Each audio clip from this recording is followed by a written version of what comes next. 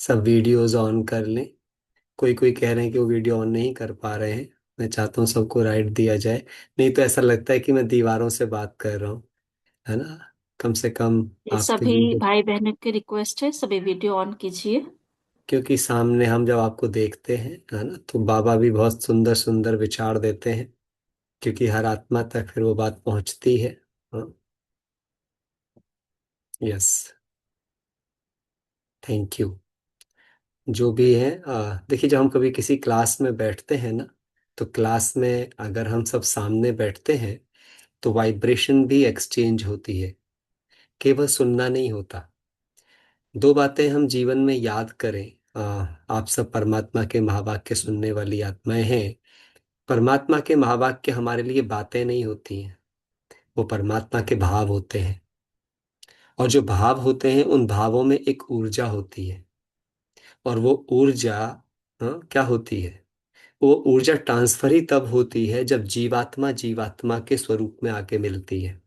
परमधाम में कोई ऊर्जा ट्रांसफर नहीं होती किसी को। परमधाम में हम सब आत्माएं हैं, सभी ऊर्जावान हैं, किसी की ऊर्जा कम ज्यादा हो ही नहीं रही है। सब संपूर्ण है, इसलिए कोई वहां पर एनर्जी एक्सचेंज भी नहीं है, कोई वाइब्रेशन एक्सचेंज भी नहीं है। लेकिन जब हम जीवात्मा स्वरूप में हैं तो परमात्मा को भी जीवात्मा स्वरूप में आना पड़ता है, हम तक अपने भाव पहुंचाने के लिए। परमधाम में कोई भाव भी नहीं होते, है ना। ना वहाँ कोई विचार है, ना संकल्प है, ना कोई भाव है। संकल्प भाव क्रिएट करने के लिए भी क्या चाहिए? हमें ये शरीर की आवश्यकता पड़ती है, इसके साथ ही है जो भी कुछ लेन देन है। क्योंकि जहाँ कर्म है वहीं भाव है। बिना कर्म के कोई भाव भी नहीं है, कोई रिलेशनशिप भी नहीं है। तभी भाव से कर्म का हिसाब किताब जुड़ा है। तो आज का जो सेशन है वो बहुत बहुत इम्पोर्टेंट सेशन है। इसीलिए सभी से निवेदन है, वीडियोस ऑन कर, डायरी पेन लेकर प्रॉपर आप ये सेशन अटेंड करना। क्योंकि प्यारे बाबा ने आज सुबह से ही मुझे बहुत सारी सुंदर फीलिंग्स दी। मैंने बाबा से बात की और मैंने बाबा को बोला कि बाबा, ये जिम्मेदारी आपने दिलाई है, जो भी आत्माएं आने वाली हैं उन्हें कुछ ऐसा मिलना चाहिए, बल्कि मुझे भी इसमें कुछ मिलना चाहिए, ताकि, हाँ, मैं और आत्माओं का काम आ सकूं और मैं स्वयं की भी काम आ सकूं। क्योंकि मेरा एक बहुत सुंदर बिलीफ सिस्टम है जो मैं आप सबसे भी कहूंगा, जो स्वयं की इज्जत नहीं कर सकता वो किसी और की भी इज्जत नहीं कर सकता। आप याद रखना, जो व्यक्ति किसी दूसरे की बेइज्जती करता है, इसका मतलब है वो खुद एक बेइज्जत इंसान है। वो खुद बेइज्जती फील कर रहा है, क्योंकि आप दूसरी दुनिया में किसी को वही भाव दे सकते हो जिस भाव पर आप हो। You can exchange only your emotions with other people, है ना। जब आप किसी को बुरा देख रहे हो, इसका मतलब वो बुराई आपका पार्ट है। आप बोलोगे नहीं नहीं, बुराई तो बुराई दिखेगी। एक है बुराई दिखना, एक है बुराई फील करना। जब आप किसी दूसरे की बुराई को फील करके रिएक्टिव मोड में आते हो, इसका मतलब वो बुराई आपका हिस्सा है। एक डॉक्टर जब किसी की बीमारी देखता है तो वो उसकी बीमारी से नफरत नहीं करता है, उस बीमारी का समाधान ढूंढता है। उसकी बीमारी को लेकर रिएक्टिव नहीं होता है, बल्कि उसकी बीमारी को लेकर एक्टिव होता है, बल्कि केयरिंग होता है, सपोर्टिंग होता है। तो इन्हीं सारी बातों का जब समझना पड़ेगा कि कंट्रोलिंग और रूलिंग पावर के बारे में समझने के लिए आज आपको एक डिफरेंट परसेप्शन मिलने वाला है। क्योंकि मैं इस पर बहुत दिनों से कार्य कर रहा था। मैं रोज अपने आप से पूछता था कि क्या कंट्रोल करना चाहिए, किसको कंट्रोल करना चाहिए। स्वयं में कंट्रोल करूं तो क्या कंट्रोल करूं, दूसरों में कंट्रोल करूं तो क्या कंट्रोल करूं, कहाँ रूल करना है, किस पर रूल करना है, क्या मतलब है इस रूल करने का। फिर जब ये टॉपिक मुझे मिला तो फिर मैंने इस पे विचार किया कि आखिर कंट्रोलिंग और रूलिंग पावर से सफलता का लिंक इतना क्यों है। तो आज ऐसी बहुत सारी बातों के ऊपर हम चिंतन भी करेंगे, रियलाइजेशन भी करेंगे, और साथ साथ उसको लेकर के मेडिटेशन भी करेंगे। क्लियर? सबको क्लियर है? तो चलिए। तो सबसे पहली बात, सफलता क्या है? क्योंकि कंट्रोलिंग रूलिंग पावर को समझने से पहले हमें पहली चीज समझनी पड़ेगी, जिसे हम सहज सफलता की बात कर रहे हैं। एक्चुअली सफलता क्या है? तो कई बार क्या होता है ना, वैसे तो सवाल जवाब ऑफलाइन में तो पूछे जा सकते हैं, लेकिन अभी पूछूंगा तो टाइम जाएगा। बट फिर भी आप अपने पास लिखते रह सकें, और किसी को जल्दी टाइपिंग की आदत हो तो कुछ ना कुछ आप लिख के टाइप भी कर सकते हो। इससे आप एक्टिव भी रहोगे, आपका माइंड भी एक्टिव रहेगा, पता चलेगा कि आप लिसनिंग भी कर रहे हो। किसी चीज को सीखने के लिए बहुत जरूरी होता है you must be in the active mode, है ना। तो सफलता क्या है? तो जनरली आपने देखा होगा परिवारों में सफलता का मतलब होता है कुछ अचीव कर लेना, कुछ पा लेना। हम्म। और ये बड़ी ही कॉन्ट्राडिक्टरी बात है। अचीवमेंट अलग चीज होती है, सक्सेस अलग चीज होती है। अचीव कर लेना सक्सेस नहीं होती। अचीवमेंट तो सक्सेस का रिजल्ट होता है। ये लिख लो लाइन, बहुत ब्यूटीफुल लाइन है ये। अचीवमेंट तो सक्सेस का रिजल्ट होता है, क्योंकि success is a journey, not a destination. सफलता एक यात्रा है, ना कि मंजिल। मंजिल तो उसका परिणाम है, मंजिल तो उसका रिजल्ट है। हम्म। सफलता तो एक जर्नी है। अब ध्यान से समझिएगा, मतलब क्या हुआ? यदि मैं जिस अचीवमेंट के लिए मेहनत कर रहा हूं, जो मेरा लक्ष्य है, उस लक्ष्य के लिए जो मेरा दिन रोजाना 365 दिन की जो मेहनत है, वो अगर मैं डेली का काम डेली कंप्लीट कर रहा हूं, तो मैं रोज सक्सेसफुल हो रहा हूं। और जो रोज सफल होगा वही अपने लक्ष्य तक पहुंचेगा। अर्थात 365 दिन की सफलता is equal to final result, परिणाम। इसीलिए कहा गया श्रीमद् भागवत गीता के अंदर, हे अर्जुन, तू सिर्फ कर्म का आनंद ले, फल की चिंता मत कर। जो कर्म का आनंद लेता है उसे फल अपने आप ही महसूस हो जाता है। हम्म। नहीं, मैं हिंदी में ही बोल रहा हूँ। जो लिख रहे हैं हिंदी ही चल रही है। बीच बीच में कुछ इंग्लिश तो आएगी ही आएगी, उसका मेरे कुछ कर नहीं सकता, है ना। बिल्कुल शुद्ध हिंदी वाली बात आए ऐसा पॉसिबल नहीं होगा मेरे से। तो इंपॉर्टेंट चीज क्या है यहाँ पे, ये समझने की जरूरत है। तो हमारे लिए सफलता पे जब हम जब काम करेंगे, तो उसके लिए क्या जरूरी है जानना? रोजाना के कार्य, क्योंकि कोई भी जो लक्ष्य होता है, उस लक्ष्य के लिए हमें हर रोज कुछ ना कुछ एफर्ट डालने पड़ते हैं। और जो एफर्ट रोज डाले जाते हैं, अगर आपने सुबह उठने का ठाना, अब क्या है ये भी आप लिख लो। मैं देखता हूँ अगर इसमें बोर्ड शेयर करने का फैसिलिटी हो पाया तो मैं आपको बोर्ड के माध्यम से समझाने का प्रयास करूंगा। यस, इसमें बोर्ड आ रहा है, गुड। ये तो बहुत अच्छा हो गया। हाँ। तो इसका मतलब क्या हुआ मेरे पास में, कि 365 डेज का जो रूटीन होता है, ये डिसाइड करेगा कि फाइनल रिजल्ट क्या होगा। फाइनल रिजल्ट क्या होगा इस पर डिपेंड करेगा। अब इस रूटीन में भी, इस रूटीन की इंटेंसिटी कैसी होगी। इंटेंसिटी, इंटेंसिटी का मतलब क्या होता है? तीव्रता, उसकी गति, उसका लगातार कितना होगा। और मैं इसको भी थोड़ा सा और क्लैरिटी से समझाऊंगा आपको। दो बातें समझिएगा। जीवन में हर सफलता का एक मूल्य होता है, मतलब हर अचीवमेंट का भी एक मूल्य होता है, हर सफलता का भी एक मूल्य होता है। जैसे सपोज करिए कि आपको कोई मकान खरीदना है, उस मकान की कीमत है 1 करोड़। अब आपने उस 1 करोड़ के मकान की कोई 15 साल की किस्त बनवा ली, और वो किस्तें आपकी महीने दर महीने की किस्तें बन गई। तो अब क्या होगा कि अगर आप हर महीने की किस्त प्रॉपर दे पाएंगे, तो 15 साल के बाद वो मकान आपका हो जाएगा। तो मकान का जो अचीवमेंट है, आप मकान के ओनर होने का जो सुख है, वो आपको 15 साल बाद तब मिलेगा जब हर महीने की किस्त के चुकाने की सफलता आपने अर्जित की होगी। हाँ या ना? ये बात समझ में आ रही? इसका मतलब क्या होता है कि यदि मैंने एक महीने किस्त चुकाई, तो मुझे उसको एंजॉय करना चाहिए, मुझे फील करना चाहिए कि मैं सक्सेसफुल हो गया। इससे कई मायने आपको समझ में आने चाहिए। यदि हर माँ अपने बच्चे को रोज की सफलता पर कॉन्ग्रेट करना सीख ले, तो अचीवमेंट के दिन उसे कुछ नया नहीं लगेगा, उसे लगेगा ये भी बस एक दिन है। जब आप कुछ दिनों को विशेष बनाते हो, ये लिख लेना, जब आप कुछ दिनों को विशेष बनाते हो, यहीं से तनाव की शुरुआत होती है। क्योंकि जब कुछ दिन विशेष हो जाते हैं तो बाकी दिन साधारण हो जाते हैं। जबकि भगवान के माँ वाक्य क्या कहते हैं? संगम युग की तो हर घड़ी ही उत्सव है।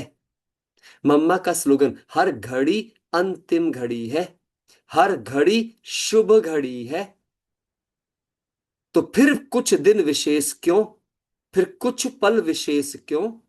बाबा कहते, ये त्योहार आदि मनाना, ये तो कलयुग की पहचान है, क्योंकि उनके पास सुख के कोई विशेष दिन नहीं होते। हमारा तो हर पल सुख का है। हमने तो पाना था सो पा लिया, भगवान मिल गया, सब कुछ मिल गया, जीवन शानदार हो गया, श्वास से श्वास हमारी खूबसूरत हो गई। ये जिस बात को जब हम समझ में आया, संगम युग पर जब ब्राह्मणों को ये बात समझ आ जाए, और फिर भी संगम युग के ब्राह्मण कलयुगी दुनिया के मनुष्यों की तरह एक दिन की सफलताओं पर कांग्रेट करते घूमे, किसी के विशेष कुछ अर्जित करने पर उन्हें ज्यादा एप्रिसिएशन में जाएं, तो ये होता है अहंकार की वृद्धि। जब आप किसी को किसी की विशेष सफलताओं पर ज्यादा ओवर कांग्रेट्स करने लग जाते हो, इससे आप कई और लोगों को छोटा फील कराने लग जाते हो। अर्थात किसी एक व्यक्ति को दूसरों के ईर्ष्या का केंद्र बनाने लग जाते हो। ये समझ में नहीं आती है, पर ये बहुत गहरी साइकोलॉजी, आप चेक करके देख लो। जब कोई एक व्यक्ति जब आगे जा रहा होता है, ये लाओ त्से ने कहा है, लाओ त्से एक बहुत बड़ा दार्शनिक हुआ है, उसने इसी बात को कहा है कि दुनिया में अगर नफरत फैलानी है तो किसी एक आदमी को बढ़ा दो, उसको बढ़ावा दे दो, उसकी वाहवाही कर दो, तो बहुत सारे लोग उसके प्रति नफरत अपने आप ही दिल में पाल लेंगे। लोग सोचते हैं कि जब कोई एक व्यक्ति ऊंचाई पहुंचता है उससे लोग मोटिवेट होते हैं, उससे लोग मोटिवेट नहीं, ज्यादा लोग उससे डिप्रेस होते हैं, बहुत कम लोग उससे मोटिवेट होते हैं। अगर इस दुनिया में हमने किसी को किसी से मोटिवेट करने की बजाय वो जो इंसान है जिस पर्पज के लिए पैदा हुआ है उस पर्पज को फाइंड कर लेना उसका लक्ष्य बनाया होता, तो ये दुनिया बहुत ही खूबसूरत होती, क्योंकि हर कोई अपने गुण का सहयोग संसार और समाज को कर रहा होता। उसके अंदर जो काबिलियतें हैं, उस आत्मा के जो अपने ओरिजिनल संस्कार हैं, यदि वो अपने ओरिजिनल के साथ रही होती, उसने किसी को कॉपी करने की कोशिश ना की होती, तो ये संसार बहुत ही खूबसूरत हो गया होता। एम आई राइट और रॉन्ग? चेक करो अगर आप मेरी बात को रियलाइज कर पा रहे हैं तो, जो बात मैं बोल रहा हूं। यहां प्रॉब्लम क्या हुई, हर कोई जैसे ही कोई किसी को कांग्रेट कर रहा था, जैसे ही कोई आगे जा रहा था, उसके चक्कर में कंपैरिजन शुरू हो गया, उसके चक्कर में कंपटीशन शुरू हो गया, उसके चक्कर में क्रिटिसिज्म शुरू हो गया, तुलनाएं शुरू हुई, अपराध बोध शुरू हुए, निराशाएं शुरू हुई, आशाओं का जाल शुरू हुआ, इच्छाओं अपेक्षाओं का चक्रव्यूह शुरू हुआ। इंस्पिरेशन शुरू नहीं हुई, क्योंकि इंस्पिरेशन का तो मतलब होता है, लिख लो, ये किसी को भी शायद पता नहीं कितना कौन सोचता है, आज मैं आपको बता ही देता हूं कि जो इंस्पिरेशन का जो रियल मतलब है, अगर आप इसको तोड़ोगे तो आपको समझ में आएगा। इन स्पिरिट एशन, ATION, मैं इसे ऐसे लेता हूं, इन स्पिरिट एशन, अर्थात आत्मा के अंदर के कर्मों की प्रेरणा को इंस्पिरेशन कहते हैं। जैसे अंतः प्रेरणा कहा गया है, अंतः प्रेरणा, यानी कि इन स्पिरिट एशन, हमारे अंदर आत्मा के अंदर कर्म की शुरुआत होती है। और आत्मा के अंदर कर्म की शुरुआत कहां पे होती है? भाव के लेवल पर होती है, विचार और भाव के लेवल पर होती है। समझना इस बात को आप बहुत सूक्ष्मता के साथ में। तो अगर मुझे, मैं स्पिरिट हूं, मुझे अपने इनमें वो होना है, तो मुझे मेरा एक्शन पहचानना है, ना कि मुझे किसी दूसरे के एक्शन को देखना है। एक बात याद रखना, यदि मैं दूसरे के एक्शन को देख करके भी अपने अंदर कुछ लेकर के जा रही हूं, ये भी प्रदर्शन की कैटेगरी में ही आएगा, ना कि स्वदर्शन की कैटेगरी में। स्वदर्शन कैटेगरी में क्या आएगा? जब मैं अपनी क्षमताओं का आकलन करके, और तब मैं किसी चीज को ऑब्जर्वर की तरह देखूंगी, ध्यान से सुनिएगा, ऑब्जर्वर की तरह देखूंगी, ऑब्जर्वर सिर्फ देखता है, अच्छा ये चीज है, अब क्या इसके सिम्टम मेरे अंदर हैं, क्या ये कहीं मेरे गुण से अलाइन कर रहा है, क्या ये मेरे लक्ष्य से अलाइन कर रहा है, तो मुझे इस वाली बात को अंदर एज एन एजुकेशन लेके जाना है। और अगर ये मेरे गोल से अलाइन नहीं है तो कोई क्या कर रहा है, उसका लेस मात्र भाव भी मेरे अंदर पैदा ही नहीं होना चाहिए। इसे स्वदर्शन कहते हैं, स्वदर्शन। And that is called controlling power. Controlling power ये नहीं है कि मैं कुछ जबरदस्ती करूं अपने आप के साथ। कंट्रोलिंग पावर का मतलब सिर्फ इतना सा ही है कि मैं अपनी अंतः प्रेरणा को पहचानूं। मैं किस लिए जन्मी हूं धरती पर, अपने लक्ष्य को पहचानूं, अपने कर्तव्यों को पहचानूं, मेरी जरूरत क्यों है भगवान को। जब कोई मेरे से कहता है नहीं नहीं हमें उनके जैसा बनना है, इनके से बनना है, मैं तो बोलता हूं भगवान मुझे बस मेरे ही जैसा बनना है। मैं जैसा धरती पे उतरा था परम धाम से, मुझे बस वैसा ही बन के आना है तेरे पास। मुझे किसी के जैसा नहीं बनना है, क्योंकि मुझे पता है मैं किसी के जैसा बन ही नहीं सकता। कल अब पहले भी मेरा पार्ट यही था, अब भी मेरा पार्ट यही है, और हर कलप में यही रहने वाला है। इसलिए इस दुनिया में मेरा कोई कॉम्पिटिटर नहीं है। ना कोई आप में से मेरा पार्ट बजा सकता, ना मैं किसी और का बजा सकता। तो हमारा कंपटीशन है ही नहीं, तो कोई क्रिटिसिज्म है ही नहीं, कोई कंपैरिजन है ही नहीं। एम आई राइट और रॉन्ग?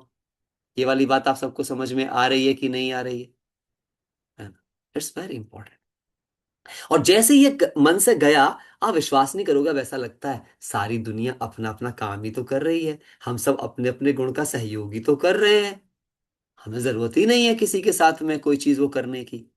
तो ये सबसे बड़ी बात है। तो मैंने इसलिए आपके सामने सफलता की इस परिभाषा को लेकर के आया कि सफलता गलती से भी ये नहीं है कि किसी और ने क्या कर लिया है और मैं उसका पीछा करने लग जाऊं। It is not success. सफलता का मतलब कोई सुख के साधन जुटा लेना भी नहीं है। हाँ, सफलता तो क्या चीज है, सफलता तो यह है आपने कोई लक्ष्य बनाया अपना, और उसके लिए जो जरूरी रूटीन था, और आपने आज उसे बिल्कुल ईमानदारी से पूरा कर लिया, आप सक्सेसफुल हो गए। आप सक्सेसफुल हो गए। कल को फिर आप नया जन्म लिया आपने। हर रोज को ऐसे पैदा होना है, बाबा कहता है, जैसे आज मेरा पुनर्जन्म हुआ हो।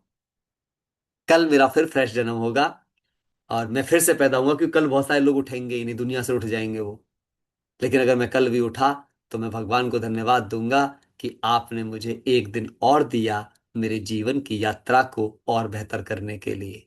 And that's fantastic. फिर से मैं अपने नई ऊर्जा के साथ उठूंगा, और नई ऊर्जा के साथ अपने दिन की शुरुआत करूंगा, और फिर से जो मेरा अगले दिन का जो रूटीन है, क्या मैं उसे ईमानदारी से पूरा कर पाया, मैं फिर से सक्सेसफुल हो गया, और मैं गौरवान्वित फील करूंगा। और जब मुझे 365 दिन तक रोज अपने रूटीन पर गौरवान्वित होने का अनुभव प्राप्त होगा, तो दुनिया का कोई अचीवमेंट ऐसा नहीं होगा जो मेरे कदमों में नहीं होगा। लिख लो आप, सफलता से ज्यादा जरूरी होता है अनुशासन। अनुशासन। कंट्रोलिंग और रूलिंग पावर का भी मतलब ही है डिसिप्लिन। डिसिप्लिन, और कुछ मतलब नहीं है उसका। अनुशासन। अब मैं इसके बारे में और थोड़ी गहरी बात करूंगा। पर ये अनुशासन, ये कंट्रोलिंग पावर, रूलिंग पावर आती कहां से है? तो आज आपको एक बहुत अलग रियलाइजेशन देने जा रहा हूं, जो मैं बहुत समय से अभ्यास कर रहा था और मुझे बड़ा सुकून मिला इस अभ्यास के बाद। पहली बात, कंट्रोलिंग में आप हमेशा याद रखिए कि आप किसे कंट्रोल करने जा रहे हो। इस पूरी पूरी प्रक्रिया में जब आप अपनी सफलता की तरफ बढ़ोगे आगे, तो आपके मार्ग में जो बाधा है, वो बाधा का नाम है आपका मन, आपके विचार, आपके भाव, आपके इंटरेस्ट। लिख लीजिए, विचारों और भावों में जो आपकी रुचियां हैं, अगर वे रुचियां, जो इंटरेस्ट आपके लक्ष्य के अनुरूप नहीं हैं, वही आपके जीवन की बाधाएं हैं। वही आपकी सक्सेस को, आपके रूटीन को आपसे दूर ले जाएंगी। एम आई राइट और रॉन्ग? आप चेक करो, आप पढ़ने बैठे, लेकिन आपका ध्यान जा रहा है अरे फलाना प्रोग्राम आ रहा होगा, या आप कोई काम करने लगे, कोई और याद आ गया, अरे पहले वो वाली चीज निपटानी है। क्या हुआ? मन। अब ये मन को कोई कंट्रोल कर सकता है क्या? पहली बात, ये सिद्धांत ही गलत है कि कंट्रोल द माइंड। जितने भी लोगों ने ऐसे वीडियोस कर रखे हैं ना, कंट्रोलिंग द माइंड, वो राइट चीज है ही नहीं। मनोविज्ञान कहता है you never control the mind. You never control the mind. You only can connect the mind. Don't try control the mind, only try to connect the mind. इसीलिए भगवान ने मंत्र दिया था, मन मना भाव। मन को बस मेरे में लगा ले। दिलियार्डे, हथकार्डे, दिलियार्डे, हथकार्डे। समझ आ रही है पूरी बात? कनेक्ट कर सकते हो, कंट्रोल नहीं। क्योंकि मन आजाद पंछी है। पंछी को दिशा दे सकते हो, कैद नहीं कर सकते। कैद करोगे तो वो सिर्फ दुखी हो सकता है।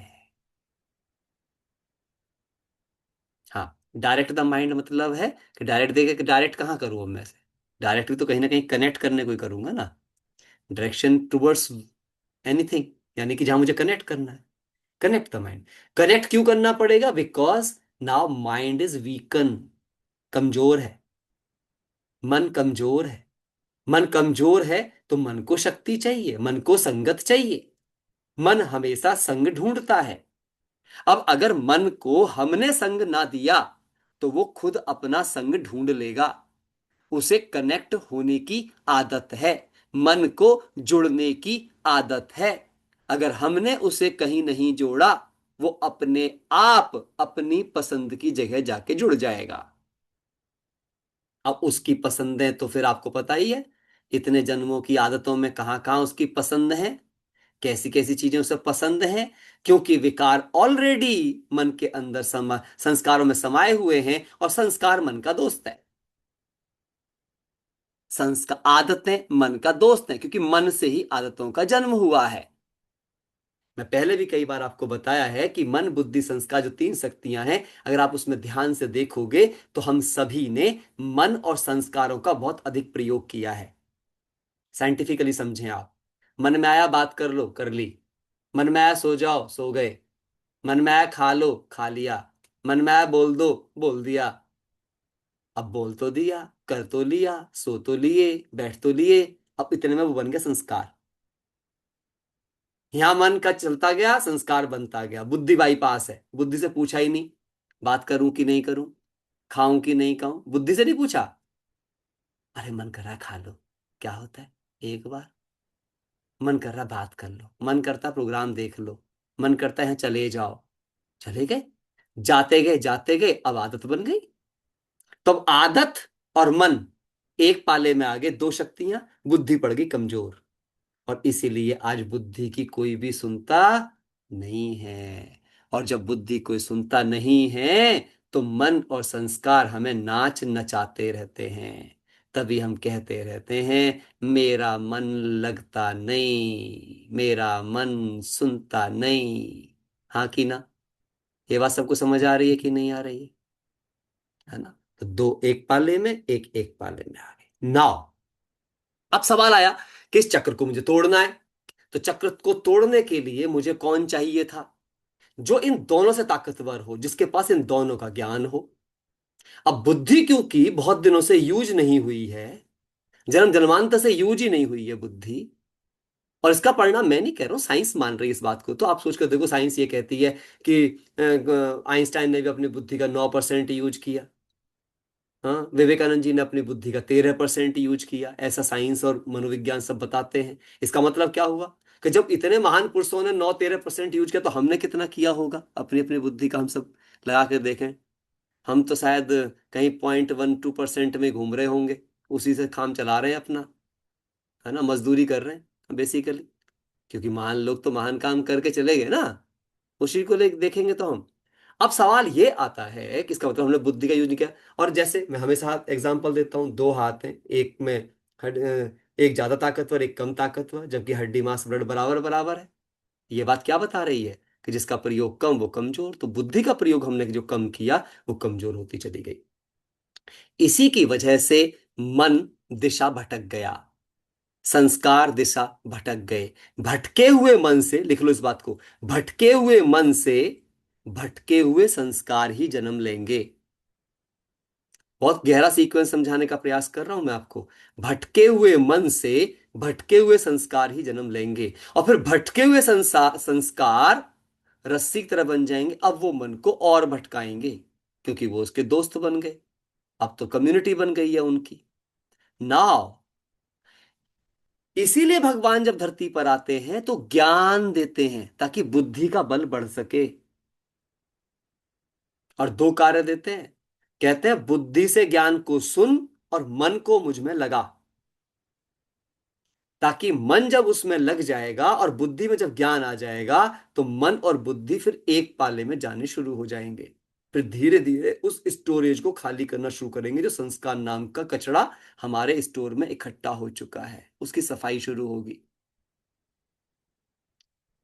जैसे कई बार क्या होता है ना, घर में जब बच्चे रह जाते हैं, मम्मी कहीं बाहर चली जाती है, तो बच्चे पूरा घर गंदा कर लेते हैं, है ना, सारी चीज फैला देते हैं। घर में सारी माओं को होगा ना ऐसा पता। माँ कहीं बस बाहर चली जाए, बच्चों की ड्रेस कहीं मिलेगी, थैला कहीं मिलेगा, किताबें कहीं मिलेंगी, झाड़ू भी नहीं लगाई होगी, 2-4 दिन माँ ना आए तो बर्तन भी सब उसमें रखे हुए मिलेंगे। तो ये हालत है मन की। अब मम्मी आ जाती है ना। अब मम्मी आकर के फिर बोलती चलो मिलके साफ करते हैं, फिर वो साफ कर कर आकर के फिर से घर को व्यवस्थित करती है। यही काम होता है। तो हमारे ब्रह्मा माँ शिव बाबा के साथ आते हैं, बुद्धि को साथ में लेते हैं, और उसके बाद में तैयारी करवा के, हाँ, मन को साथ लगाते हैं, धीरे धीरे धीरे धीरे धीरे धीरे, और अंदर की व्यवस्था ठीक करना शुरू करते हैं। इसी का नाम है राजयोग। इसी का नाम है राजयोग। इसी का नाम है राज की तरफ जाना। इसी का नाम है कंट्रोलिंग की तरफ जाना। तो भगवान कभी कंट्रोल नहीं करता, और ना ही वो हमसे कहता है कि वो जो कंट्रोलिंग रूलिंग पावर है उसका अर्थ हम कभी समझे नहीं। Best control is no control, लिख लो आप। Best control is no control. अब मैं आपको बताता हूँ कैसे कंट्रोलिंग होती है। मैं आपको एग्जांपल देता हूँ। अभी आप अपने आप से पूछो, अभी आपको कोई कह दे कि आप सीसीटीवी कैमरे की निगरानी में हैं, आप में से कितने लोग गलती करेंगे? बोलो। करेंगे? इवन देन, कोई कोई नाक कान में उंगली दे रहा होगा ना, वो भी नहीं देगा, नहीं नहीं सीसीटीवी कैमरे की निगरानी में हूं। हाथ को रोक के रखेगा, सभ्य बन के बैठेगा। एम आई राइट और रॉन्ग? चेक कर लेना आप। बस कोई देख रहा है।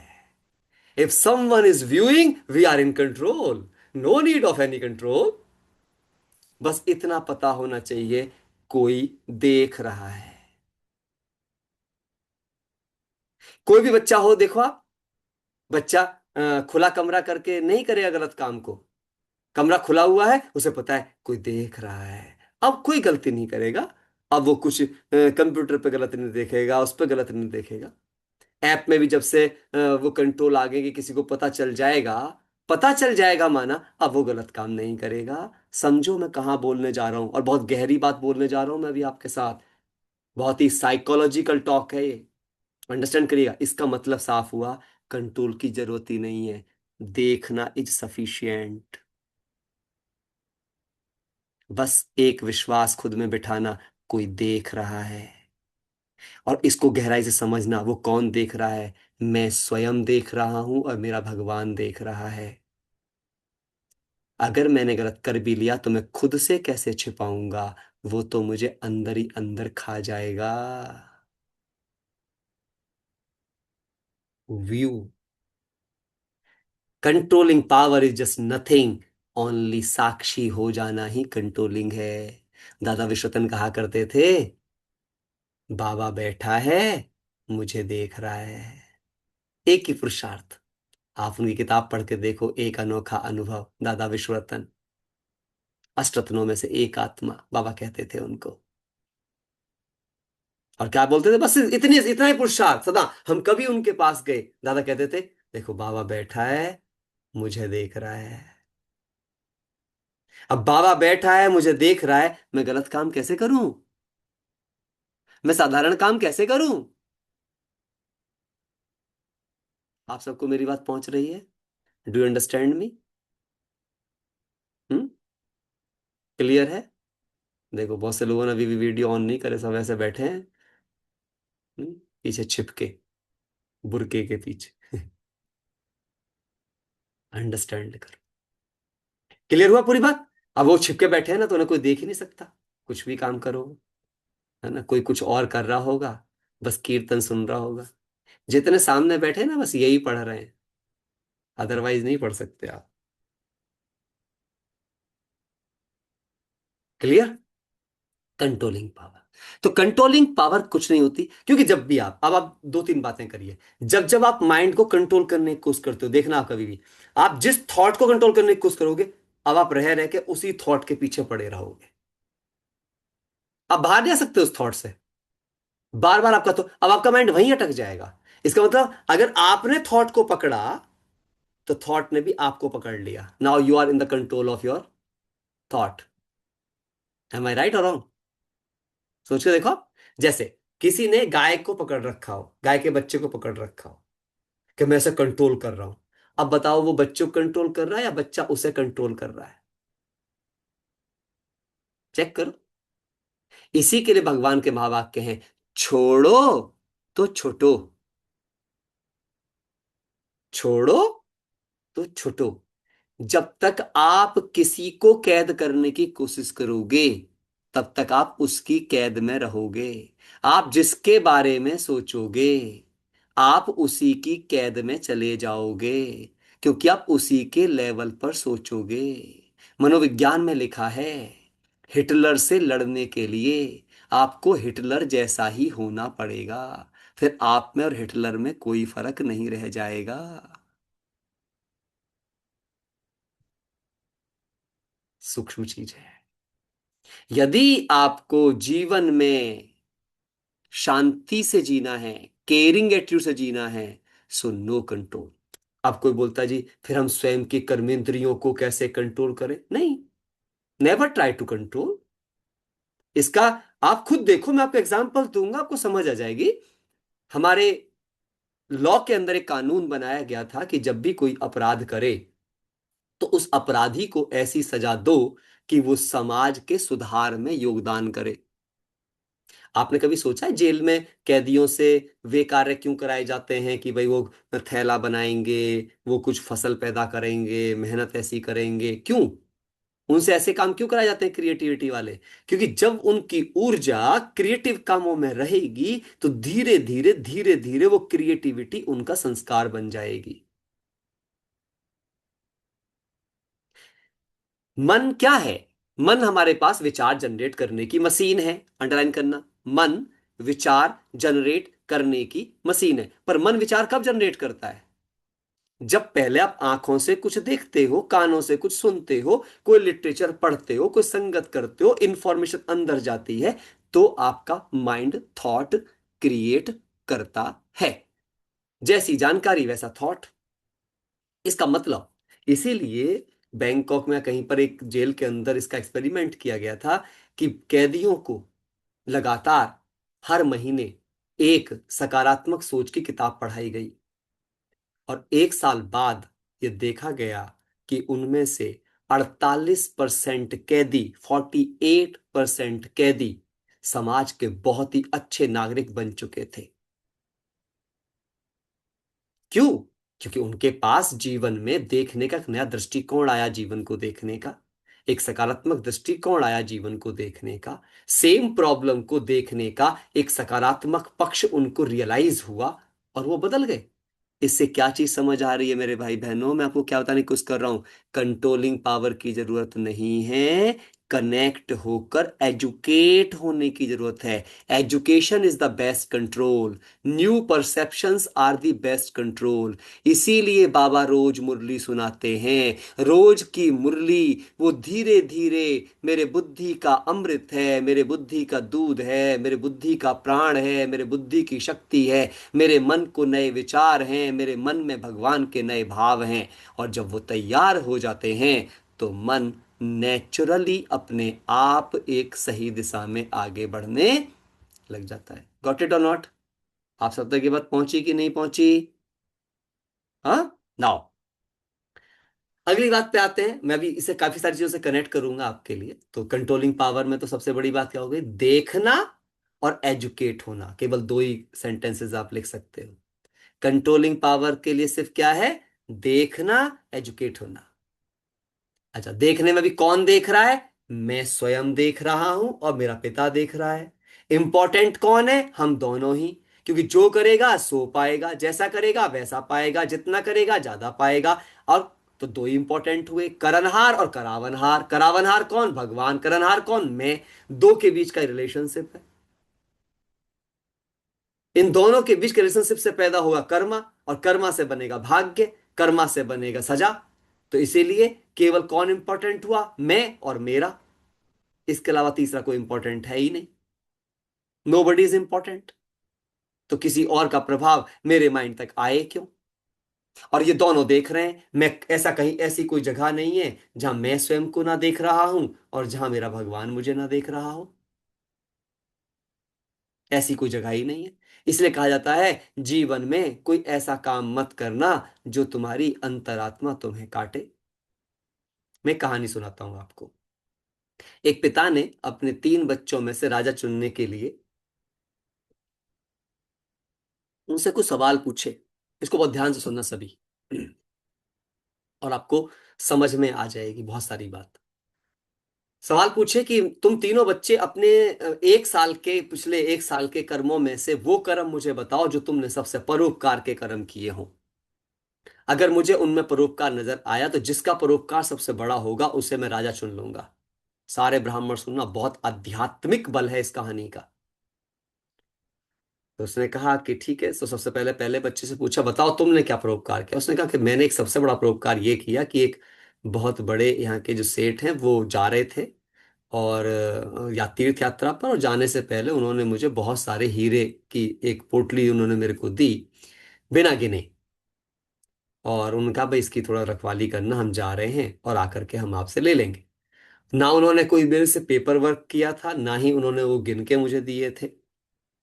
मैं चाहता तो उसमें से कुछ रख सकता था, लेकिन मैंने पूरी ईमानदारी के साथ ना सिर्फ उनकी देखभाल की, पर जब वो आए तो उनको बिल्कुल पूरी ईमानदारी से वो लौटाया। तो पिता ने कहा कि बहुत अच्छी बात है, ये अच्छा कार्य है, ईमानदारी का कार्य है आपका कि आपने ये किया, लेकिन ये परोपकार नहीं है। क्यों? उन्होंने उनसे एक सवाल पूछा कि अगर तुम उसमें से कुछ हीरे रख लेते तो क्या तुम्हारी अंतर चेतना तुम्हें काटती? तो उसने कहा हाँ, जरूर काटती। तो बोले, अगर तुम्हारी अंतर चेतना तुम्हें काटती तो तुमने वो हीरे इसलिए वापस नहीं करे कि तुम ईमानदार थे या तुम वापस उस रूप में कर रहे थे। तुमने इसलिए वापस किए कि तुम रख लेते तो तुम्हारी अंतर चेतना काटती। तुमने अपनी अंतर चेतना ना काटे से बचने के लिए पूरे हीरे वापस दिए। इसलिए ये परोपकार नहीं हो सकता। गहरी बात, कारण है। खैर, छोटे पुत्र से पूछा, भाई तुमने ऐसा क्या किया कि जो परोपकार कार्य किया? अब वो डर तो गया था कि जब इतना गहरी बात को उन्होंने वो किया। उसने बोला कि मैं रास्ते से गुजर रहा था और मैंने देखा कि एक व्यक्ति पानी में गिरा हुआ है और चिल्ला रहा है, बचाओ बचाओ। मैं चाहता तो अपने घोड़े पे वहां से गुजर सकता था, क्योंकि मेरा कोई लेना देना नहीं था और मैं जानता था मेरे किसी जान पहचान वाले की आवाज भी नहीं है। बट मैं गया और मैंने पानी में कूद कर बड़े निस्वार्थ भाव से उसकी जान बचाई, प्रॉपर तरीके से उसे घर पहुंचाया। उसने कहा कि परोपकार ये भी नहीं है। उन्होंने पूछा कैसे? उन्होंने बोला कि अगर तुमने उसकी आवाज सुन ली थी, हाँ। अगर तुम चले जाते तो तुमने आवाज तो सुन ली थी, तो क्या अब उसे ना बचाने पर तुम्हारा दिल तुम्हें खाता कि नहीं खाता, अगर वो नहीं बच पाता तो? बोले हाँ। तो बोले, तुमने उसकी जान नहीं बचाई, तुम्हारा दिल ना खाए, अपने दिल को ना कचोटा जाए, इसके लिए जाके तुमने उसकी जान बचाई। पर ये परोपकार नहीं है। खैर, तीसरे पुत्र से पूछा। तीसरे ने कहा, जी मैं तो, ऐसा था मैं जा रहा था, मैंने देखा कि एक व्यक्ति बिल्कुल पहाड़ी के किनारे पर लेटा हुआ है और अगर मेरा घोड़ा भी तेज से गुजरा तो वो गिर जाएगा और वो मर जाएगा। मैं धीरे से उसके पास गया। मैंने जब देखा उसे करीब से तो मुझे पता चला कि तो मेरा दुश्मन है, लेकिन फिर भी मैंने उसे बचाया। और बचाने के बाद भी उसने पूरे गांव भर में मेरी खूब बुराई करी। कि ये तो मुझे जीने तो देता ही नहीं है, मरने भी नहीं देता। मैं मरने गया था तो वहां से भी जाकर के वहां भी पहुंच गया, वहां से मेरे को जो बचा दिया इसने करके। और उसने कहा, पिता ने कहा, हाँ तेरा कार्य उससे थोड़ा बेहतर है, सबसे दोनों से बेहतर है, लेकिन परोपकार ये भी नहीं है। उनका क्यों? बोले क्योंकि जब तू ये कहता है तेरा दुश्मन और तूने बचाया और बुराई पे तूने रिएक्ट नहीं किया, ये कहते ही तेरी आंखों में चमक आ जाती है अहंकार की। तो कहा जिस पुण्य को करने के बाद मन में अहंकार आ जाए वो परोपकार नहीं होता। जिसे करने के बाद मन में ये पैदा हो जाए मैंने कुछ किया, उसे परोपकार नहीं कह सकते। ये भी परोपकार नहीं। अब आपको इस कहानी से क्या सीखने को मिलता है? ईमानदारी परोपकार नहीं है। किसी की जान बचा लेना परोपकार नहीं है। किसी का दुश्मन की जान बचा लेना और निंदा सहन कर लेना परोपकार नहीं है। ये अच्छे कार्य हैं पर आध्यात्मिक नहीं है। ये आध्यात्मिक तभी हो सकते थे जब इन सभी कार्यों में कोई रीजन ना होता इन्हें करने का। जब तक आपके किसी भी अच्छे कार्य को करने के रीजन्स हैं, तब तक वो कार्य आध्यात्मिक नहीं हो सकते, क्योंकि अध्यात्म आत्मा का संस्कार है। आप किसी कार्य को अपने नेचुरल संस्कार के लिए कर रहे हैं या किसी कारण के लिए कर रहे हैं, इस पे निर्भर करेगा कि आप कैसे इंसान बनेंगे। समझ आई पूरी बात की नहीं आई?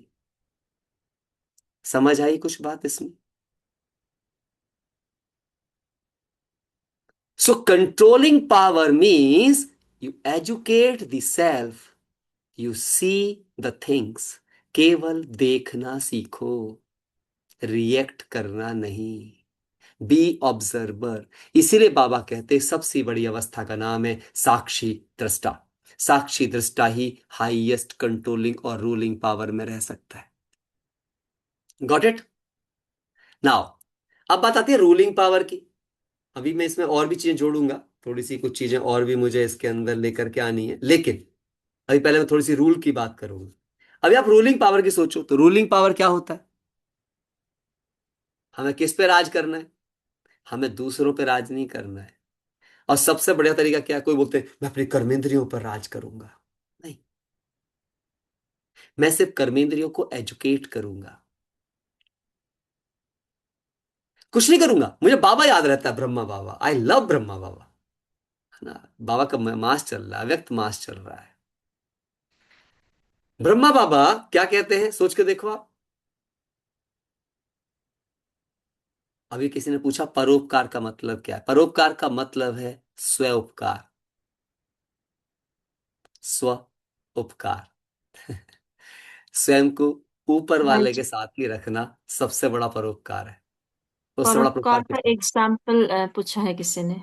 हाँ वही बता रहा हूं मैं। परोपकार का सिंपल एक एग्जांपल है, जब मैं किसी कार्य को आत्मा के नेचुरल गुणों के लिए करता हूं, आत्मा की नेचर के साथ करता हूं, सात गुण जो आत्मा के अनादि संस्कार हैं उनके रूप में करता हूं, रीजन के लिए नहीं, वही परोपकार है। वो सब पे उपकार है। मतलब क्या होता है परोपकार? समझो, मैं आपको समझाता हूँ। अभी आपके कमरे में लाइट जल रही है, समझिएगा बहुत गहरी चीज है। आपके कमरे में लाइट जल रही है, वो लाइट ऑन है। क्या वो लाइट खुद के लिए जल रही है? क्या वो लाइट खुद को देख रही है उसमें? नहीं, आपको दिखा रही है। इसे परोपकार कहते हैं। अभी आपके सामने मिरर रखा है, क्या मिरर खुद को खुद देख रहा है? नहीं, वो परोपकार कर रहा है। दैट इज कॉल्ड परोपकार, जिसमें स्वार्थ का अंश भी ना हो, जिसमें क्या पाना हक का अंश भी ना हो। दैट इज कॉल्ड परोपकार। यानी जब मेरा जीवन ही सेवा बन जाए, जब मेरा जीवन ही चैतन्य प्रदर्शनी बन जाए, दैट इज कॉल्ड परोपकार। सेवक। सूर्य निकल जाता है, उसकी गर्मी धरती पर आ जाती है, उसके लिए नहीं है उसकी गर्मी, सबके लिए है। दैट इज कॉल्ड परोपकार। ठीक है? सेल्फलेस का भी अंदर में फील भी ना आए कि मैं सेल्फलेस हूं, नहीं, मैं तो मैं हूं। समझो इस बात को, अभी भी नहीं समझ पा रहे। पानी है, ठंडा है, वो ठंडा है, उसे ये फील नहीं है मैं ठंडा हूं। ये फील भी आ गया तो कहीं ना कहीं अहंकार पैदा हो जाएगा। मैं आपको एग्जांपल देता हूँ, आपको कैसे समझ में आएगी और गहराई से समझो। ये मेरा हाथ है और ये मेरा एक हाथ है, क्योंकि दूसरा कोई यहाँ इंसान नहीं है तो मैं अपने आप में ऐसा कर रहा हूँ। ये मेरा हाथ है। अब एक तरीका ये है कि मैं ऐसे दे रहा हूं, मतलब ये समझो ये दूसरे इंसान का हाथ है जो मुझे कुछ दे रहा है, मुझे पेन चाहिए और वो मुझे ऐसे पेन को दे रहा है, ऐसे। अब देने वाले का हाथ देने की मुद्रा में ही है, लेने वाले का हाथ लेने की मुद्रा में है। तो यहां देने वाले में देने का अहम आ सकता है, लेने वाले में लेने का एहसान आ सकता है, मैंने इनसे लिया। तो दोनों की फीलिंग में वो लेवल नहीं आएगा ऊंचाई का। सामाजिकता आ सकती है, अच्छाई रह सकती है, लेन देन की भावना हो सकती है, बट अध्यात्म नहीं हो सकता। अध्यात्म क्या कहता है? देने वाला ऐसे दे कि लेने वाले के मन में लेने का फील तक ना रह जाए। अब सुनो ध्यान से कैसे। सपोज करो मैं देने वाला हूं, पर मैं ऐसे दे रहा हूं जैसे मैं ले रहा हूं, और लेने वाला ऐसे ले रहा है जैसे कि वो दे रहा है। फीलिंग उल्टी हो गई। अब लेने वाले का हाथ देने की मुद्रा में है तो उसका माइंड सोच रहा है मैं ले नहीं रहा हूं, दे रहा हूं। This is a feeling.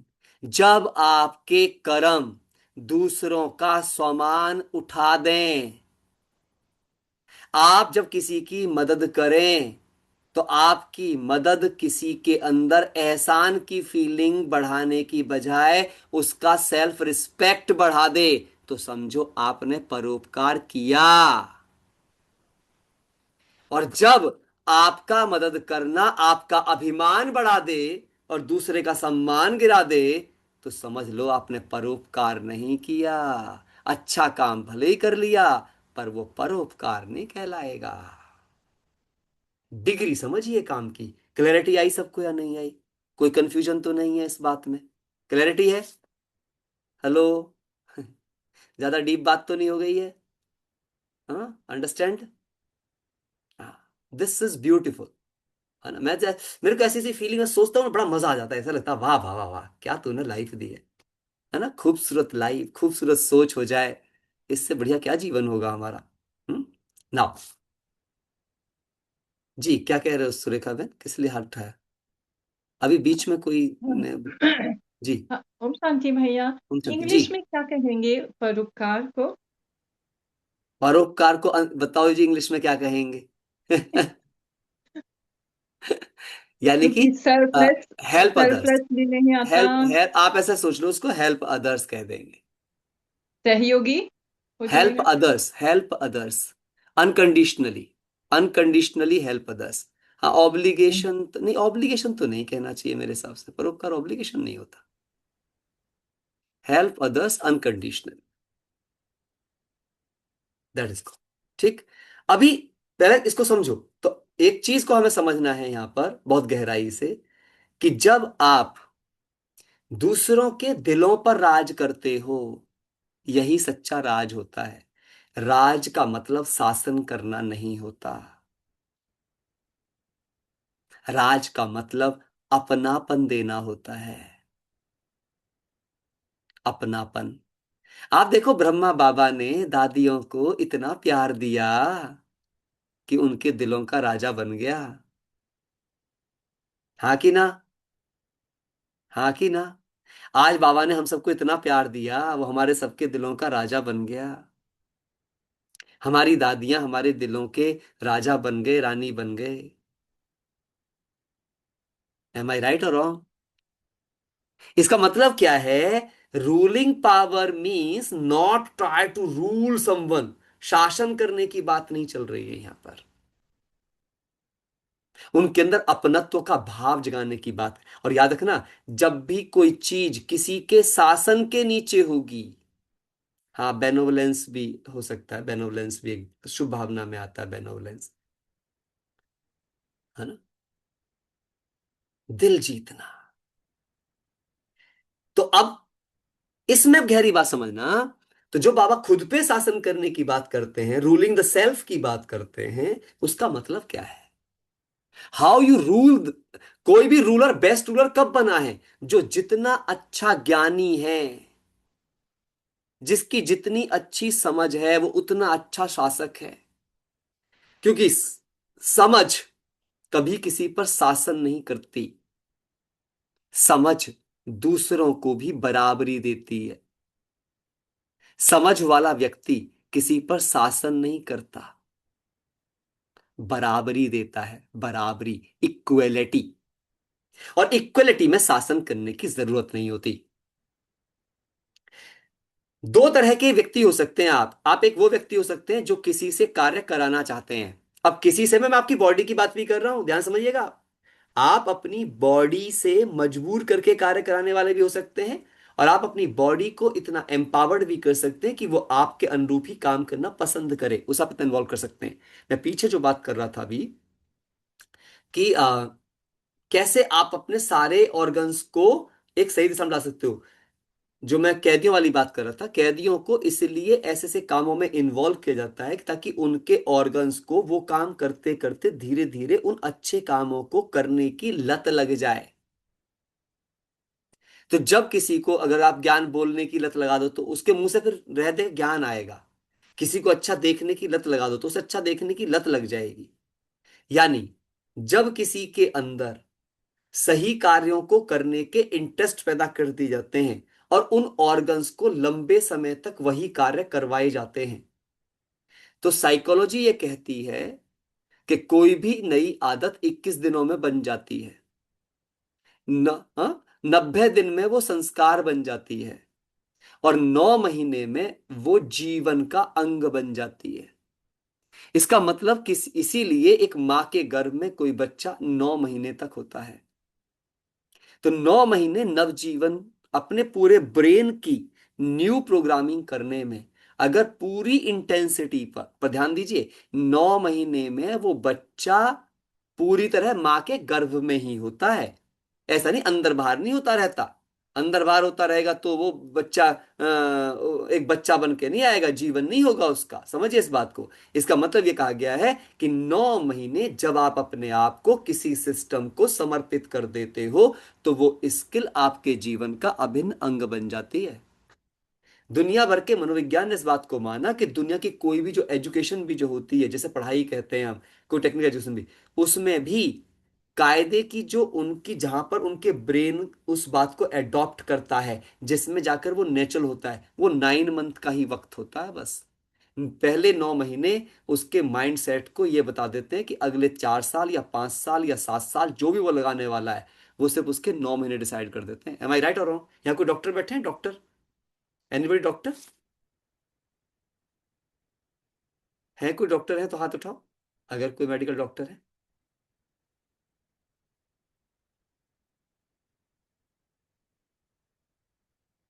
नहीं? अपने आप से पूछ कर देखो कि आप जो भी पढ़ाई करते हैं, इंजीनियर है कोई? इंजीनियर? अरे ऐसा कैसे हो सकता है, कोई भी नहीं है? अगर है तो हाथ कराओ, हैंड रेज करो। इंजीनियर या डॉक्टर? हाँ, दुर्गा बहन है, आर्किटेक्ट। दुर्गा बहन, पहले 9 मंथ बताओ, जब आपका एडमिशन हुआ तो फर्स्ट 9 मंथ कैसे थे? टफ कब तक लग रहा था कोर्स, पहले 9 महीने या पूरे 4 साल? पहले 9 महीने। हाँ, पहला जो साल होता है फर्स्ट ईयर, उसी में आपका रैगिंग, उसी में स्कूल कल्चर, उसी में सारे प्रॉब्लम, सब फर्स्ट ईयर। फर्स्ट ईयर में जो एडजस्ट हो गया, बाकी के 3 साल फिर वो मजे से निकालता है ना। मैंने अपनी काउंसलिंग के दौरान ये बहुत पाया है। That's important. इसका मतलब हो गया 9 महीने का टाइम। तो राज करने के लिए सबसे ज्यादा जरूरी है अपने अंगों का बुराई करना बंद करो, आंखों को बुरा कहना बंद करो। कहते बाबा भी तो कहता किरण भाई, बाबा अलग है। बाबा अलग क्यों है? बाबा संसार को पढ़ा रहा है, आपको नहीं कह रहा है वो पर्सनली। आपको अपने आप पे ध्यान देना है, वर्क ऑन द सेल्फ। जब भगवान कह रहा है, उसे कहने का कुछ और अर्थ है। और जब वो क्रिमिनल आई कह रहा है, एक बात तो सुन लीजिए, वो आपकी इन आंखों के लिए क्रिमिनल कह भी नहीं रहा है, वो कह रहा है अंदर की आंख के लिए, मन बुद्धि रूपी आंख के लिए। क्योंकि बाबा को तो आत्मा ही दिखती है, उसे शरीर दिखता ही नहीं है। तभी उसने कहा भी है कि सूरदास के इन आंखों को निकालने से थोड़ी क्रिमिनलिटी अंदर चली जाएगी। मन बुद्धि रूपी जो आंख है, उसको सिविल बनाने से इन आंखों का कोई दोष नहीं है भाई। इनको निकालने से कुछ नहीं होने वाला है।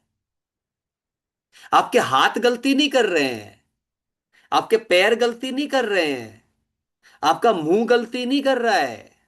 गलत फहमी है आपको। सारी गलती यहां से चल रही है, त्रिनेत्र से चल रही है। और याद रखना, इसलिए बाबा हमेशा कहते हैं, बहुत सुंदर बात है, ज्ञान है उजियारा जो सुधार लाता है। ज्ञान है उजियारा। इसलिए controlling power is just nothing, वो भी देखना है। और रूलिंग पावर हमारे पास सदा काल की, अगर रूलिंग पावर चाहिए तो वो फोर्सफुली नहीं हो सकती। दिलों को जीतना ही सब कुछ है। अब तो स्वयं के दिल को जीतने में कौन सी बात आने वाली है? अपने को कन्विंस करना कि इस ज्ञान से बेहतर कुछ नहीं, यही बाबा है, यही मेरा लक्ष्य है, यही मेरा जीवन है, सब कुछ कल्याणकारी है। मैं ही होली हंस हूं, मैं ही परम पवित्र हूं, मैं ही ज्ञान स्वरूप हूं, मैं ही देवता बनने वाली हूं। इन बातों के लिए जिस दिन मेरे मन बुद्धि कन्विंस हो गए, उसी दिन मेरी कर्मेंद्रियां कुछ भी गलती करना बंद कर देंगी। अब इसका भी एक प्रैक्टिकल एग्जांपल समझो। आप सारे भाई बहन अपने आप से कुछ सवाल पूछो। जितनी भी धारणाएं बाहर दिखने वाली हैं वो हमने तुरंत अपना ली। हम बाहर का कुछ नहीं खाते, हम सुबह अमृत वेले 3 बजे उठ जाते हैं, हम मुरली क्लास में रोज जाते हैं, क्योंकि ये सब धारणाएं दिखती हैं। लोग सोचते हैं ये बड़े अच्छे ब्रह्मा कुमार हैं, देखो कितना नियम पे चलते हैं। कौन सी धारणाएं नहीं पालन कर पाते? जो अंदर की हैं, जो किसी और को दिख नहीं रही हैं आपके अलावा। कलेश वहां है। जो धारणाएं छिपाई जा सकती हैं, जिन धारणाओं का आपको और आपके भगवान को पता है, वहीं पाप पल रहा है। क्यों? क्योंकि हमें दूसरों की नजर में अच्छा बनना अच्छा लगता है। ये कड़वा सत्य है। हमें सब अच्छा समझें तो हमें बहुत अच्छा लगता है। एम आई राइट और रॉन्ग?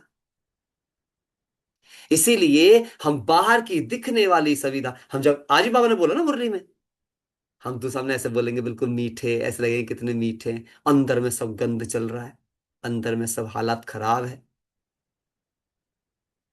That's it. तो अब ये अंदर की जो हालत खराब है वो क्यों खराब है? क्योंकि इसका मतलब ये है, मेरा निश्चय मेरे लक्ष्य में नहीं, मेरा निश्चय मेरे पिता में नहीं कि मुझे भगवान ही मिला है, मेरा निश्चय इस बात में है ही नहीं कि मैं वास्तव में पवित्र मणि आत्मा हूं, मेरा निश्चय इस बात में है ही नहीं कि सब कुछ कल्याणकारी है, ड्रामा की हर सीन एक्यूरेट है, ये ड्रामा खूबसूरत है, मेरा पार्ट खूबसूरत है। इन बातों में मेरा निश्चय नहीं है, बस मैं डर के हाँ हाँ कर रही हूं, जैसे भक्ति मार्ग में किसी बात के लिए हाँ हाँ करती थी।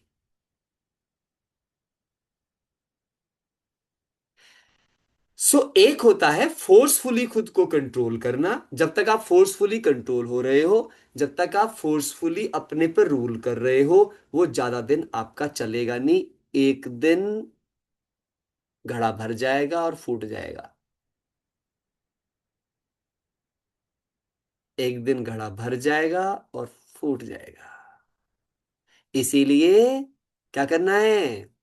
B natural, be natural. अब कई भाई बहन कैसे होते हैं, ध्यान समझना, निश्चय है नहीं पर दिखावा करेंगे निश्चय जैसा, जैसे बहुत निश्चय है उनको। और क्या बोलेंगे? क्या हमें बाबा से प्यार ना होता तो हम सेंटर आते, हम इतने दूर आते, हम मधुबन आते। ये सब बाबा से प्यार का नतीजा नहीं है, ये आपके डरों का नतीजा है। हम भगवान से डरते हैं। Most of people are God fearing people.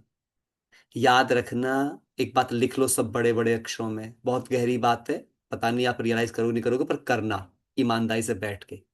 यदि परमात्म प्रेम का कोई कारण है, लिख लो सब। यदि परमात्म प्रेम का कोई कारण है तो परमात्म प्रेम ही नहीं है। कोई बोलता है मैं बाबा को इसलिए प्यार करता हूं, मैं बाबा को उसलिए।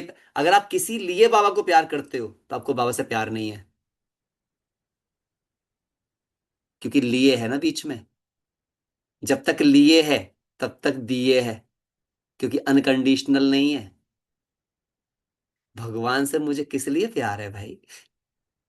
क्योंकि प्यार, मैं अब सही प्यार क्या है, क्योंकि प्यार मेरा संस्कार है। मैं आत्मा तो हूं ही प्रेम। प्रेम करना, नफरत करना, प्रेम ना करना, प्रेम करना, ये तो इस रोल का पार्ट हो सकता है, मुझ आत्मा का नहीं। और जब मुझे समझ आ गई कि मैं आत्मा हूं, तो फिर कंडीशन नहीं। गॉट इट और नॉट? आप सब तक मेरी बात पहुंच रही है? इंपॉर्टेंट है।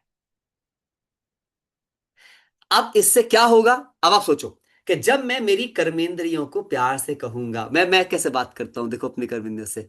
हे आंखों, क्या तुम्हें दोबारा कलब पे कभी मौका मिलेगा भगवान को देखने का? Talk to like this. रोज बात करो। एक दिन नहीं सुनेंगी, दूसरे दिन सुनेंगी, तीसरे दिन सुनेंगी, एक दिन जरूर सुनेंगी, है ना? मैं बोलता हूं हे कानो, तुम्हें दोबारा कभी पूरे कलप में भी मुरली सुनने का मौका मिलेगा? मिलेगा? इतना सुंदर ज्ञान समझने का मौका मिलेगा? तुम यहां से जाकर देवता नाम के रॉयल बुद्धू कहलाओगे, हाँ? लेकिन ये तो नहीं कहलाओगे। इतना श्रेष्ठ ज्ञान तो नहीं मिलेगा। भगवान को देखने का मौका मिलेगा? सृष्टि के आदि मध्य अंत की समझ मिलेगी? मैं हाथों से पूछता हूँ हे हाथों, तुम्हें कभी ये सेवा करने का मौका मिलेगा? मैं मुख से बात करता हूँ, मेरे मुख, तू सोच तो सही, आज तुझे ज्ञान सुनाने का मौका मिल रहा है, कभी जीवन में तुझे ज्ञान सुनाने का मौका मिलेगा? मैं अपने विचारों से बात करता हूँ, हे विचारों, तुम्हें तो अपने पर कितना खुश होना चाहिए। क्या तुम्हें कभी मौका मिलेगा भगवान के विचारों को अपना विचार बनाने का? क्या तुम्हें मुरली सुन के अपने भावों को अपने बनाने का कभी मौका मिलेगा? हे बुद्धि, क्या तुम्हें इतने सुंदर ज्ञान से सुसज्जित होने का मौका मिलेगा? ये अविनाशी समझ तुम्हें कल्प में दोबारा कभी मिलेगी?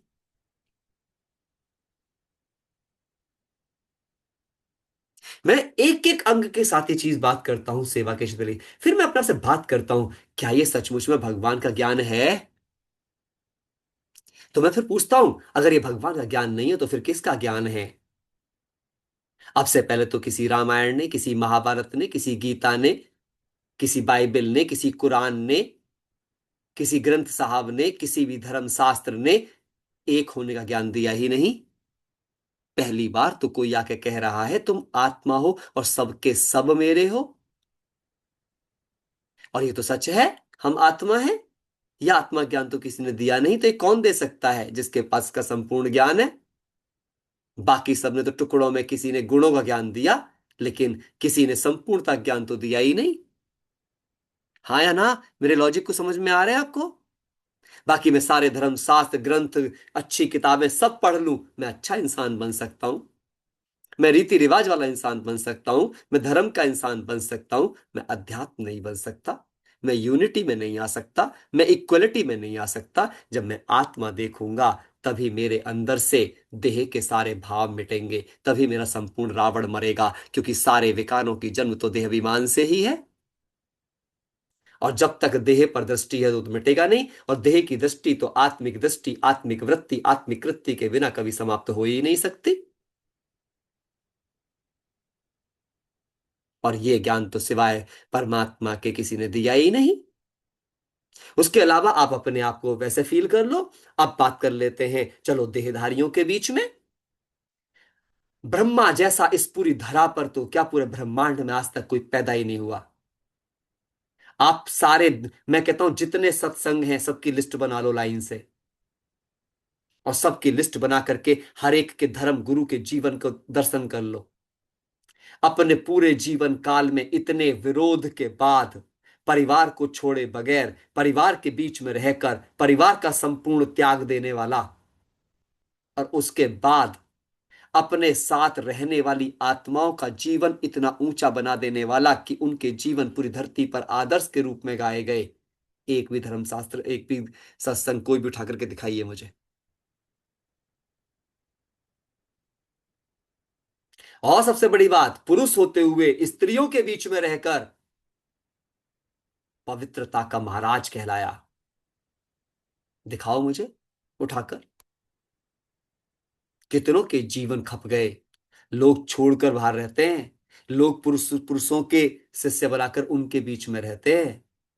लेकिन ब्रह्मा को देखो आप, अपने बच्चों के होते हुए भी किसी को भी संस्था का चीफ ना बनाना, किसी के प्रति जरा सा आकर्षण नहीं आना, ऐसा। और साधारण नहीं बनाया दादियों को भी। एक एक दादी को उठा के देखो। जानकी दादी Guinness book of world record में रिकॉर्ड है, एकाग्र दिमाग महिला, सबसे ज्यादा प्यार था ब्रह्मा के साथ। कितना गुणवान रहा होगा ब्रह्मा, जिसके प्यार में मर मिटी ये दादियां, जो एक एक आदर्श बन गई इस पूरी सृष्टि का। कभी सोचा? उठा के तो देखो। वो मिला है हमें, उसके द्वारा पढ़ने का मौका मिला है हमें। उन दादियों को देखा है हमने अपनी आंखों से, कैसे कैसे रत्न तैयार किए उसने, इस जन्म में तैयार किए। कोई बहुत पुराने जन्मों की बात नहीं है, आंखों के सामने है वो सब।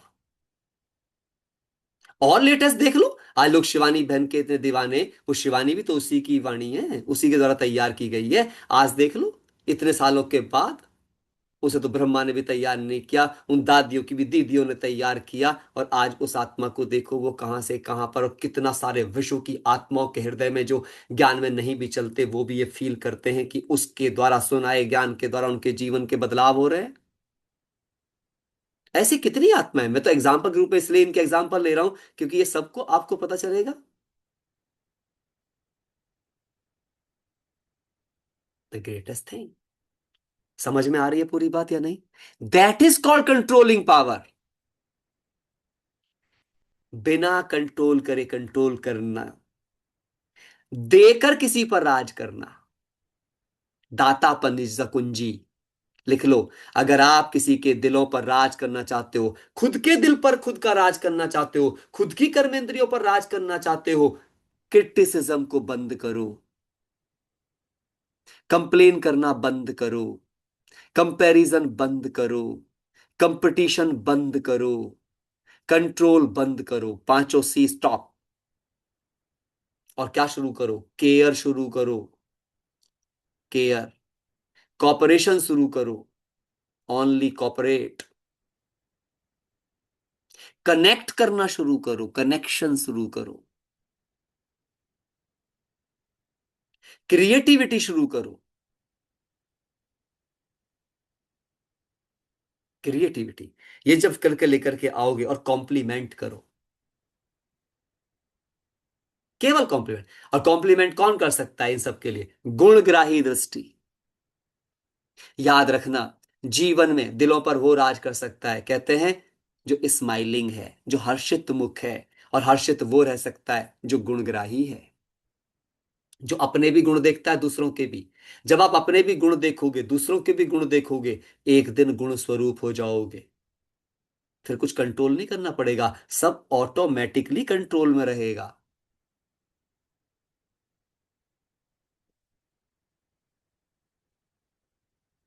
और फिर कंट्रोलिंग पावर, रूलिंग पावर आपकी नेचुरल हैबिट हो जाएगी। By what? लिख लो अब लास्ट में इस बात को।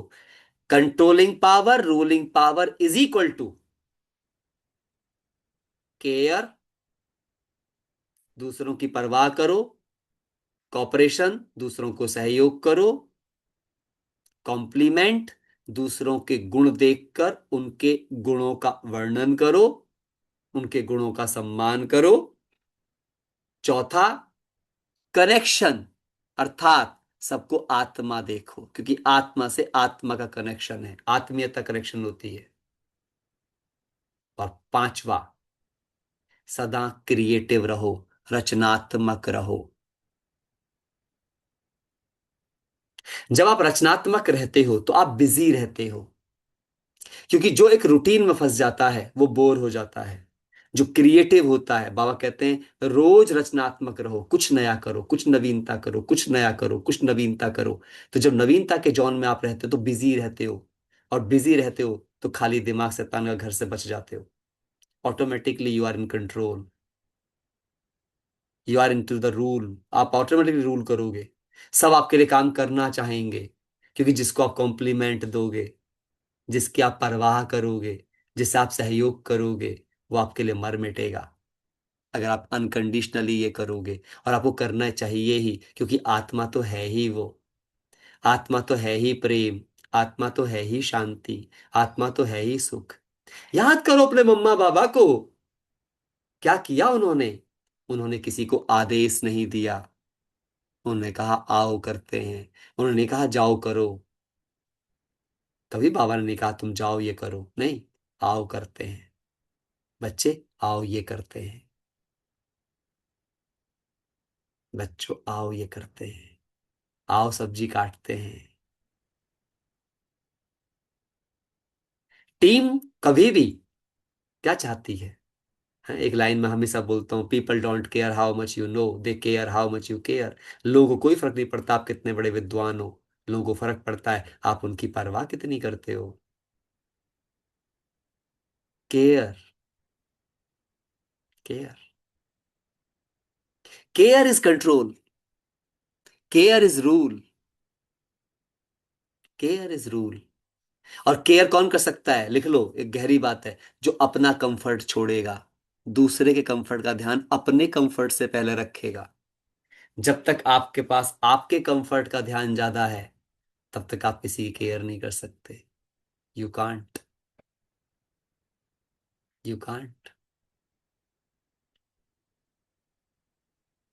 इससे क्या होगा? इस पूरी की पूरी चीज को करने से एक जो सबसे बड़ी बात हो जाएगी, अब वो क्या होगी? आ, आप देखोगे सारे डिस्ट्रैक्शंस कंट्रोल हो जाएंगे, ऑल द डिस्ट्रैक्शंस कंट्रोल्ड। हाँ या ना? आप चेक करो, होगा कि नहीं होगा? अब कोई भी डिस्ट्रैक्शन नहीं होगा, अब भटकाव नहीं रहेगा आपका, कहीं मन यहाँ नहीं जाएगा, वहां नहीं जाएगा। क्यों? You are in control, everybody in your team, आपके पास लक्ष्य आ गए हैं, क्लैरिटी आ गई है। कुछ लोगों को एक और बात होती है, मैं और थोड़ी सी बातें कर दूं। कुछ ब्राह्मण क्यों इस यज्ञ के प्रति उतनी गहराई से नहीं सोच पाते? हम्म? कि भाई मैं क्या कर सकता हूं। कुछ लोग ड्रामा में निश्चय नहीं कर पाते, क्या ये फिर से होगा? कल अब पहले भी ऐसे हुआ था, हम इतनी पीड़ा में रहे थे, फिर से ये पीड़ा रिपीट होगी? हाँ होगी, ऐसे ही होगी। आप अगर मुझे झेल रहे हो अभी, तो कल अब बाद भी ऐसे ही झेलोगे मेरे क्लास को। झेल रहे हो या आप सुन रहे हो, आनंद ले रहे हो? झेल तो नहीं रहे ना? जो जो झेल रहे हैं उनको फिर से झेलनी पड़ेगी। वैसे तो जूम पे झेलने की जरूरत नहीं होती, 1 मिनट में लीव कर दो, खट से बटन दबाओ बाहर, है ना? कोई कहता ही नहीं कि भाई आप क्लास के अंदर रहो। सिंपल, इंपॉर्टेंट है। ये कल्प में बार बार रिपीट होगा, ऐसा ही रिपीट होगा, और होना चाहिए। मैं तो हर कल्प में प्रमोद कुमारी बनना चाहूंगा, मुझे नहीं बनना कुछ और। कोई बोले नहीं नहीं, अगले कल्प में आप ब्रह्मा बनना चाहोगे, क्यों ब्रह्मा बाबा प्रमोद कुमार बनना चाहेंगे? नहीं चाहेंगे ना, तो मैं क्यों बनूं वो मेरा पार्ट नहीं बजा सकते, मैं उनका नहीं बजा सकता, सिंपल बात है। उन्हें मेरी जरूरत इसी रूप में है, मैं उनके काम इसी पल पे आने वाला था। याद रखना, किसी मूवी में कोई भी हीरो जिस पल पे आने वाला है, उसका रोल उसी पल के लिए इंपॉर्टेंट है।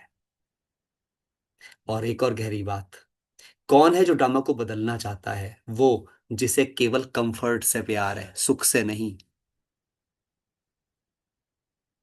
कंफर्ट से प्यार है, सुख से नहीं। गहरी लाइन है, सब लिख लेना। मैं बहुत, अभी देखो मैं आपको इस बात को समझाता हूँ, कई भाई बहनों को समझ में नहीं आती ये सारी सारी बातें।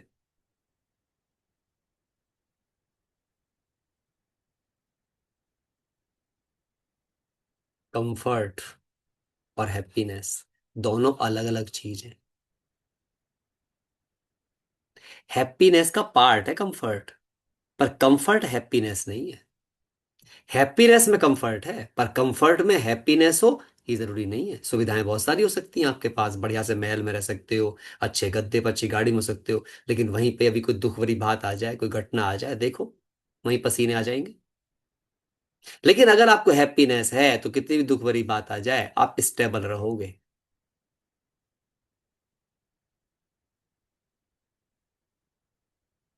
सुख एक ऐसी अवस्था है। सुख किसे हो सकता है? सुख सदा किसको हो सकता है? जिसने दुख को सुख बना दिया हो,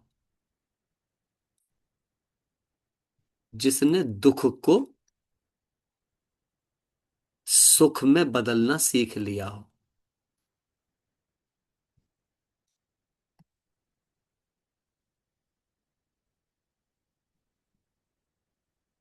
जिसे ये समझ आ गया कि दुख कुछ होता ही नहीं है, दुख है ही नहीं।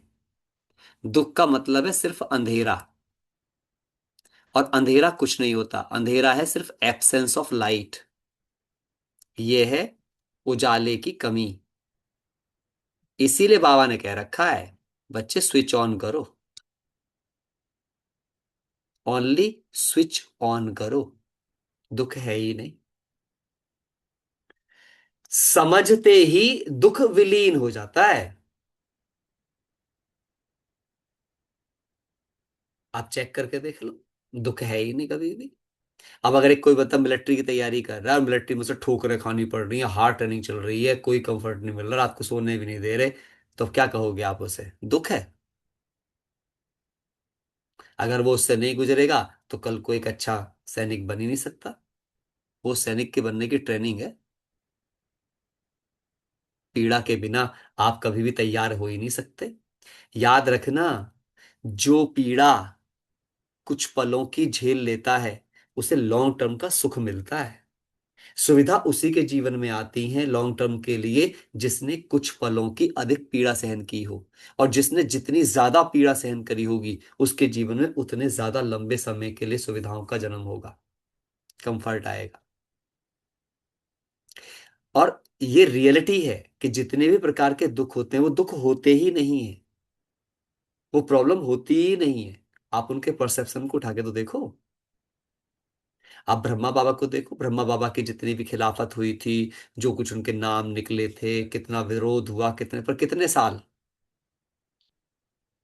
2-4 साल। लेकिन बाकी कितने साल से आनंद ही आनंद है। अगर वो 2-4 साल के उस पीड़ा में टूट जाते, मैं कहता हूं 5 साल की उस पीड़ा में टूट जाते, 10 साल की उस पीड़ा में टूट जाते, क्या आज यज्ञ ऐसा होता? 90 साल पूरे हो रहे। लेकिन हमारी याद कैसी होती है? अच्छा एक और बात सोचो, अगर आपकी कहानी में सिर्फ सुख ही सुख होता, क्या आपकी कोई कहानी होती? होती? कोई उससे प्रेरित होता? क्या आप किसी काम के होते? क्या आप कोई प्रॉब्लम सॉल्वर होते?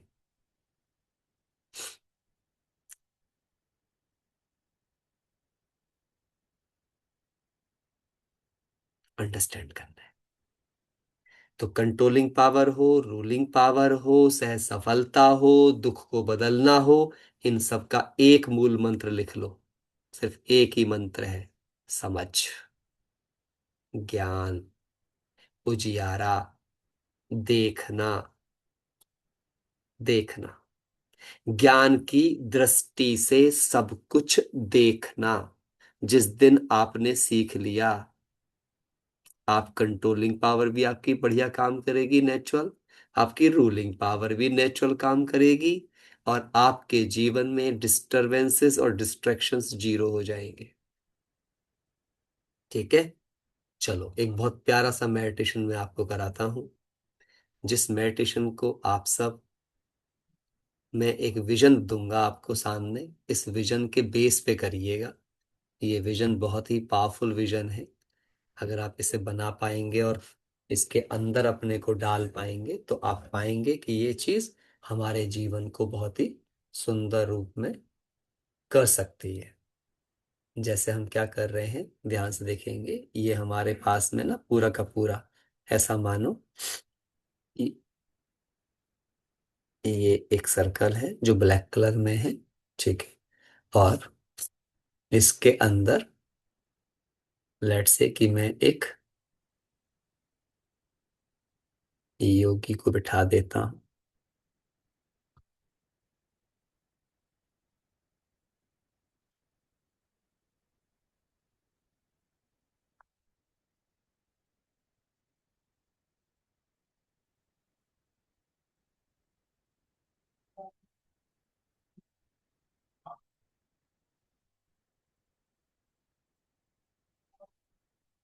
अभी हम क्या करने जा रहे हैं, बहुत ध्यान से आप देखोगे, ये पूरा का पूरा एक वाइस साइकिल के बीच में बैठा है योगी। ये महापाप का हमारे पास में कुंड है पूरा।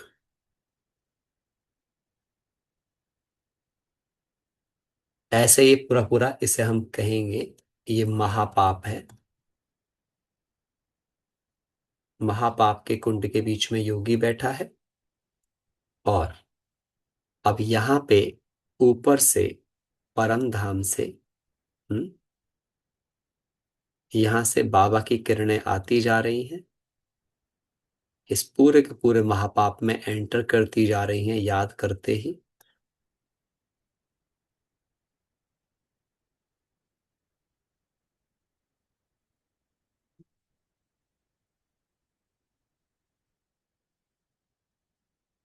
इस पूरे के पूरे इसके ऊपर आपको देखना है अपने अंदर, और धीरे धीरे इस पूरे के पूरे महापाप को लाल लाल औरा के अंदर बंद करते जाना है। और करते करते धीरे धीरे धीरे धीरे अपने आप को इस औरा के अंदर ले जाना है। और ये फील करते जाना है कि धीरे धीरे मेरे अंदर से ये पूरा पूरा जो महापाप है धीरे धीरे छटने लगा, और छट करके पूरा महापाप एंड हो गया है। और जैसे ही बाबा ने, है ना, आकर मेरी भ्रुकुटी में आकर मुझसे कंबाइंड हुए, तो बाबा ने डोमिनेट कर लिया। और जब बाबा ने जैसे ही डोमिनेट किया, एक ही पल में मेरे सारे रिश्ते बदल गए। क्योंकि मेरा बोलने का तरीका भी बदल गया बाबा के अंदर आते ही। मेरा देखने का तरीका बदल गया, अब भगवान इन आंखों से देख रहा है, मेरे मुख से बोल रहा है, मेरे कानों से वही सुन रहा है। सारी चीजों से मेरे सारी कर्मेंद्रियों का उसने यूज करना स्टार्ट किया। और जब उसने स्टार्ट कर दिया तो इन कर्मेंद्रियों की खास बात होती है, इनको आप जिस संस्कार से भी यूज करोगे तो इन्हें उनकी लत लग जाती है। जैसे कोई शराब पिए तो शराब की लत लग जाती है, गंदी चीजें देखे तो गंदी चीजों की लत लग जाती है। तो ऐसे ही अब क्योंकि भगवान ने आए, भगवान आकर के बैठ गए, उन्होंने मेरी सारी कर्मेंद्रियों को एक ही पल में ऐसे यूज किया अपनी हाईएस्ट पावर के साथ कि सब सारी सारी कर्मेंद्रियों का संस्कार बदल गया, A to Z। ठीक है, क्लियर हुआ है सबको? क्लियर हुआ है? चलो बिल्कुल सीधा बैठेंगे एंड फील द थिंग। अपने आप के चारों तरफ के ऑरा को देखें। पहले एक ब्लैक ऑरा इमेजिन करें चारों तरफ, उसके बीच में मैं योगी।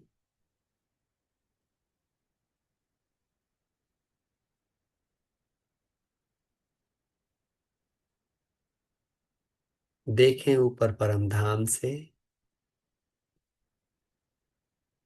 जैसे ही मैंने अपना संदेश भेजा, मेरी सच्ची याद पर भगवान कुर्बान हुए और चले आए एक ही सेकंड में। और कोई विचार आ रहा है आने दें, जाने दें, लेकिन शरीर जरा भी हिले नहीं, एकदम स्थिर चित बैठ जाए। कोई कर्मेंद्रिय हलचल में ना आए। देखें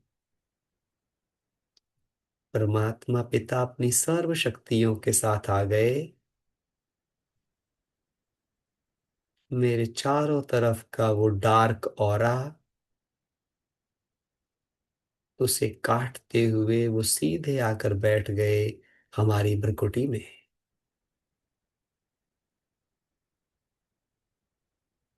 धीरे धीरे उन्होंने अपनी सर्व शक्तियां मुझ आत्मा के साथ मेरी पूरी देह में फैलानी शुरू कर दी।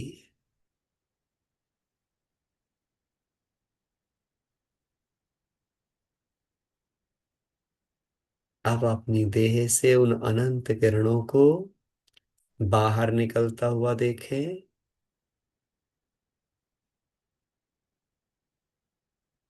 उस पूरे डार्क ऑरा को कटता हुआ देखें।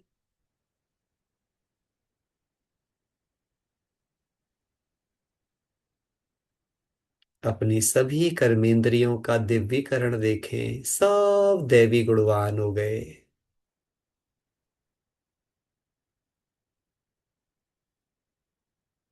नैन कमल नैन,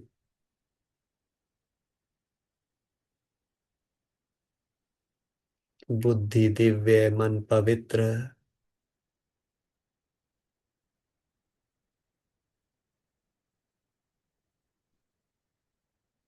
मन बुद्धि की लगाम बाबा के हाथों में है, इसलिए छूते ही एकदम पावन हो गए।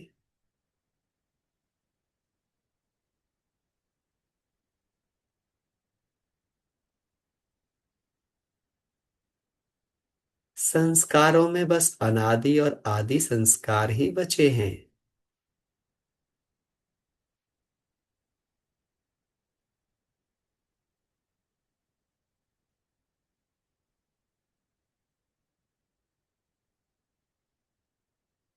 देखें, एक ही पल में सारे रिश्ते भी बदल गए।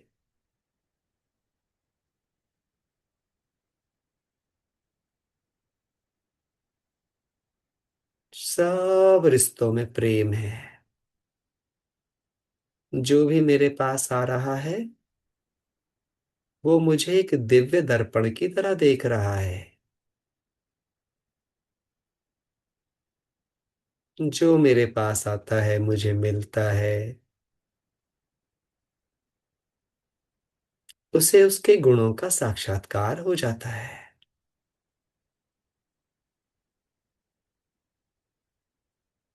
एक ही पल में सबके व्यवहार बदल रहे हैं।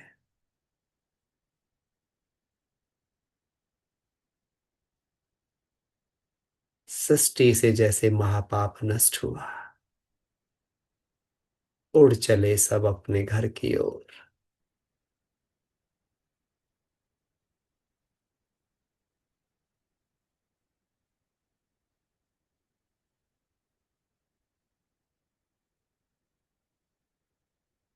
सारी धरा स्वर्णिम संसार में बदल गई।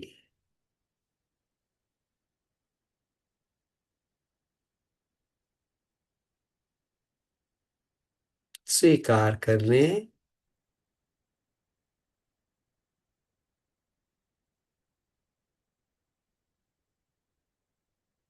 बाबा के छूते ही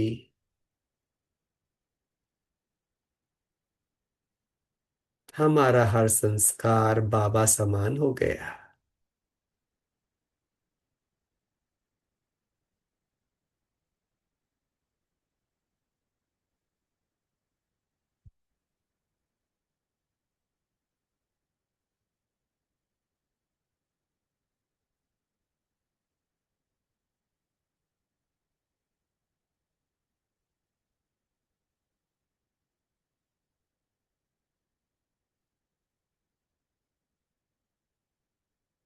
ओह शांति।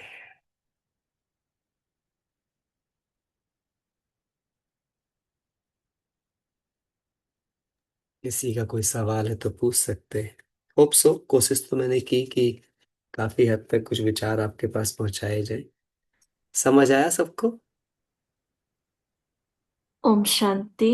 ओम शांति। शुक्रिया शब्द भी बहुत छोटा लग रहा है भाई जी।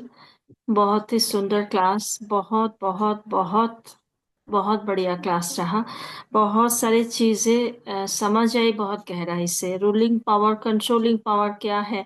हमेशा यही समझते थे कि इंद्रियों को कंट्रोल करना है, वो भी होता नहीं है, कभी हो रहा है कभी नहीं हो रहा है। पश्चाताप, फिर थोड़ा बाबा को सॉरी, इतना तक ही सीमित था। लेकिन आपने इतना सुंदर आज समझाया, मैंने एक एक चीज नोट किया। और मतलब दोबारा इस क्लास को सुनना पड़ेगा मुझे और थोड़ा सा अच्छे से करने के लिए। तो जो जो जो पॉइंट मुझे बहुत अच्छे से टच हुआ, मैं एक